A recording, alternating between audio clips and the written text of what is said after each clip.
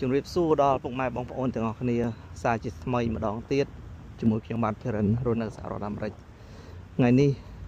បងប្អូនទាំងអស់គ្នាឃើញឡាននេះគឺពណ៌ឆើតមែនទែនបាទ2025 Toyota Prius បាទ option Star Limited ទៀតណានេះ Limited ណាបាទពណ៌នេះគឺអស់តោះមែនទែនពណ៌បាទតម្លៃ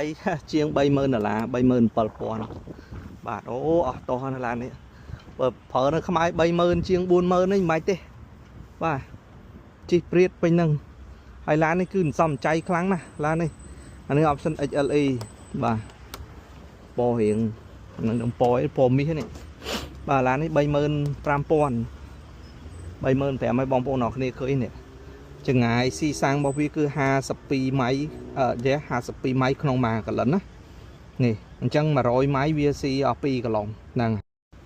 100ម៉ៃស៊ី2កាឡុង100ម៉ៃវាស្មើនឹង160គីឡូបងប្អូនអរគ្នា160គីឡូស៊ីតែ7លីត្រទេណាបាទ7លីត្រជាងនេះអស់តោះហ្មងនេះ7លីត្រថា8លីត្រចុះយើងនិយាយថា8លីត្រស៊ី160គីឡូជីទៅបាទហើយអានេះមានម៉ូទ័រអគ្គិសនីទៀតអញ្ចឹងយើងអាចចុចទៅម៉ូទ័រអគ្គិសនីបានទៀតឡាននេះបាទអានេះសិតប្រុសនេះសិត Toyota ប្រុសហើយម្ដងនេះគឺកម្មCorolla បាទ Toyota Corolla បាទនៅកញ្ឆ្វេងដៃខ្ញុំគឺ RAV4 មកមាន Toyota RAV4 នៅនេះហើយមាន Toyota Cross ទៀតបាទមាន Cross ឆ្នាំ2025ទៀតហ្នឹងហើយអូឡាននេះគឺGR បាទវ៉ាវ Toyota GR អានេះCorolla បងប្អូនអរគ្នា GR Sport ធ្វើយ៉ាងនេះបាទរង្វង់18ឡាននេះបើសបក235 40 R18 បាទ GR Corolla ឡាននេះសម្រាប់3នេះវ៉ាវតម្លៃនៅអាមេរិក$50,000បងប្អូនអរគ្នាឃើញជាក់ស្ដែងតម្លៃ50,000ហើយឡានជាប្រភេទទ្វារ4ប៉ុន្តែកៅអីស្ពណ៌ខាងក្នុងជាប់សោពណ៌ក្រៅប្រមេះបាទ logo GR Sport នេះហ្នឹងហើយមាន scoop នៅលើដបូលវាទៀតហើយខាងមុខខ្ញុំនោះគឺជាប្រភេទឡាន Foreigner បាទ Foreigner ឆ្នាំ2025ដែរហើយទៅមើល Foreigner ទាំងអស់គ្នាតើតាក់ទងជាមួយនឹងវីដេអូខ្ញុំធ្វើថ្ងៃមុនសម្រាប់ឡាន Highlander ឆ្នាំ2025ដែលជាប្រភេទ25 anniversary គឺគាត់ខ្ញុំធ្វើវីដេអូយប់បាទតម្លៃឡាននេះគឺ original របស់ក្រុមហ៊ុនតម្លៃតែ51,000ជាងទេបាទ51,000ជាងប៉ុន្តែខាង dealer គេមាន mark up ទៅលើតម្លៃហ្នឹងដល់ទៅ$3,000បន្ថែមទៀតអញ្ចឹងសរុបទៅវាចូលប្រហែលចូល55,000ឡាននេះបាទចូល55,000តម្លៃនៅសហរដ្ឋអាមេរិកបូកជាមួយនឹងថ្លៃពន្ធ 10% ទៀត55,000បូកនឹង5,000ជាង5,500វា60,000ជាងបាទអញ្ចឹងឡាននេះ60,000ជាងមកហើយឯកសារបាទមកឯកសារនៅអាមេរិកនៅគិតពន្ធបើសិនជានាំទៅខ្មែរអូខេហើយខាងនេះគឺតាកូម៉ាបាទខាងនេះគឺជាប្រភេទ Highlander ឆ្នាំ2000បាទ22 23 24ដែរឡាននេះណាបាទនេះទៅមើលពណ៌ខ្មៅនេះពណ៌ខ្មៅនេះក្រហមខាងក្នុងណាបាទចឹងឡាននេះឆ្នាំ2021បងប្អូនអរគ្នា2021 option SE តម្លៃ30,000បាទឃើញទេបងប្អូនអរគ្នាអាចតម្លាក់បានហើយនៅខាងក្រោយបងប្អូនឃើញទេមានកន្លែងដាក់ពេងពីសងខាងចុចប៊ូតុងមកតម្លៃ$38,000បងប្អូនអរគ្នាណាឡាននេះបើយើងទៅមើលទំហំម៉ាស៊ីនវាវិញបាទទំហំម៉ាស៊ីនប៉ុណ្ណាដែរឡាននេះ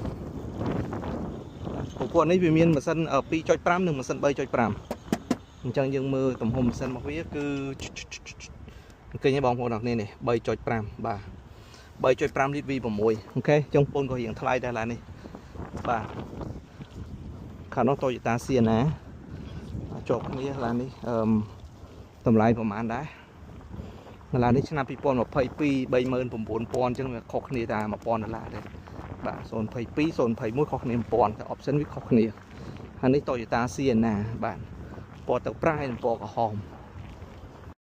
បាទអញ្ចឹងនេះគឺតម្លៃ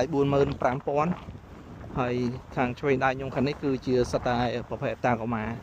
2025 បាទអានេះ TRD Sport បាទមានពណ៌ក្រហមពណ៌សអានេះពណ៌អីគេបាទដូចសូកូឡាអញ្ចឹងខាងស្ដាំហេតុ Tundra ទឹកប៉ុន្តែទឹកហែងថ្មីបាទអញ្ចឹងឡាននេះអូឡានមើល1794 បាទ Limited Edition ឡាននេះថ្មី 2025 តម្លៃ 75,000 76,000 ចុះបាទ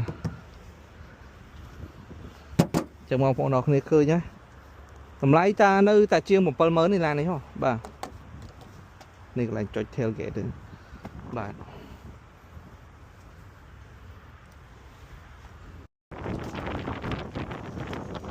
ហើយយើងគាត់ចុចកន្លែងនេះទៅវាអូតូបន្តិចបិទជួយសិនបាទនេះនៅខាងក្រោយឡានបាទ XLE Hybrid បងប្អូនអរគ្នាឡាននេះគឺប្រើ Hybrid ណាអញ្ចឹងពន្ធនាំចូលក៏រៀងធូរថ្លៃដែរវ៉ាវគឺមានកម្រាលជើងកន្លែងតកង់ឲ្យមួយទៀតអានេះកម្រាលជើងវាកម្រាលជើងស៊ីនណានេះខាងក្រោយនេះមានក្លុបដាក់ឲ្យបានហើយហើយកៅអីដាក់ទៅលើបានទៀតហ្នឹងហើយ JBL speaker នឹងក្រោយមកអានេះយើងគាត់តែទាញទ្វារមកគឺវាអូតូបន្តិចមកខ្លួនវាបើកអូតូបន្តិចហើយបាទនេះកន្លែងតកង់ចឹងសម្រាប់បងប្អូនដែលស្រឡាញ់ឡាននេះគឺអាចកំងបានបាទយើងចុចមកបានណាអូតូបន្តិចហ្នឹង Come on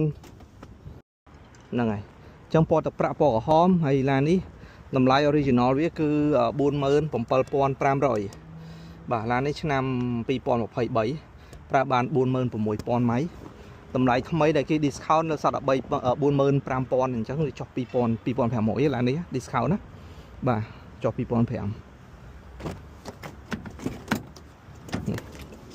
option នេះគេឡាននេះបាទ XLE បងប្អូនអរគ្នាឡាននេះគឺ option XLE បាទតម្លៃតែប្រហែល 40,000 ជាងបាទថ្លៃ 40,000 ជាងពូកស្បែកប៊ូតុងកៅអីចុចបាទហើយមានស្នាមឆ្កូតនេះទីទួយដោយសារឡានមកទឹកហើយនេះកៅអីនៅកណ្ដាលបាទនោះកៅអីនៅខាងក្រោយ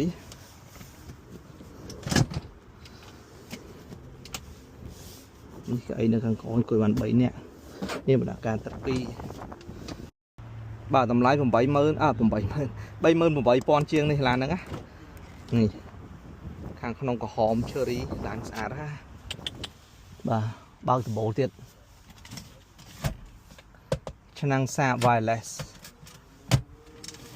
ឆ្នាំ 2021 បាទមុំប្រើឡាននេះកៅអី 3 ជួរបងប្អូនអរគ្នានេះឃើញហ្នឹងក្រោយហ្នឹងបាទខាងក្រោយមានកៅអីជីបាន 3 នាក់ទៀតបាទខាងក្រោយហើយខាងមុខជាលក្ខណៈកៅអី